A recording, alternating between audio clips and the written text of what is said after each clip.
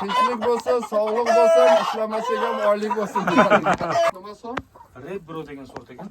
Red Bro. Anan bu sortun yaxshi jeri makani chachib qo'yadigan to'g'ri degan.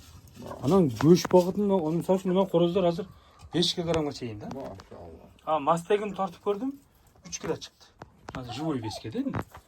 A tak go'shti ham bir boshqacha shirin ekan.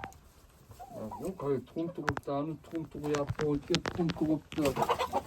Hatta o'zi tug'ib qo'yib turadi Makani chachib qo'yadigan to'g'ri degan. Ana ba'zi jiviy qo'yib qo'ydi-da.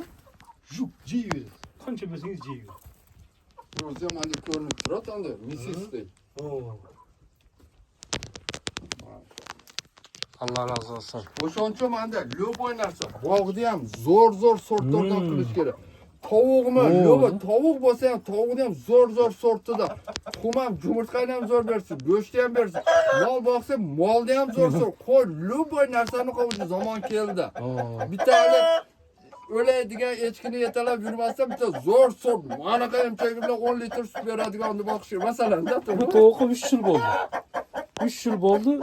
Bultur ana bo'lib ko'yitib qoldi. Bu yil xudo qolsa ko'yitib yilga ham turadi. Allah razı Bunday yaxshi narsa olsun. Bunday yaxshi niyatiniz var ekan. Ya o'sha yaxshi narsalarni yo'llarga predlagan qilsak, xudo xolasa, bo'pti, o'zi predlagan qilmasa turib o'nikib ketdik. Agar predlagan qilsa, bo'pti, o'nikib ketamiz. Aytib qo'ying ama jamoatga, elga yaxshi so'zlardan bo'lsa. Endi tinchlik bo'lsa, birov aytgan ekan, tinchlik bo'lsa, sog'lik bo'lsa, ishlamasak ham oylik bo'lsin degan. O'shancha ishlamasa oylik bo'lishi uchun yoshlikda ishlab qo'yish kerak-da.